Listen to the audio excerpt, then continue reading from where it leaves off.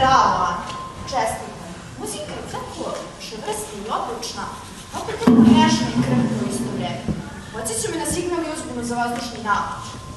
Naredba je tuga u isto vreme. Milice, ne lupaj. Šta ti misliš da ja ne znam u čemu je problem? Uvijek sam tako puna snage, struje, naboja. A sad kad ostanem sama, nekako sam čudna i ranjiva. Uopšte ne znam šta je. Ana, šta si jela? Ništa. To je, gladna si. Ma nije u tome stvar, uopšte mi se ne jede. A gde si bila? Na Ušću. Jao, Ana, koliko puta moram da ti kažem da Ušće je kontaminirana zona još od onog mitinga. Milion ljudi na jednom mestu. Ana, to nije mala stvar. Priroda još ne može da se oporavi od poslednjeg udarca. 100 puta sam ti rekla da ne ideš tamo. Milice, uopšte nisam bila na Ušću. Čak i ne pamtim kad sam tamo bila. Nisi bila na Ušću.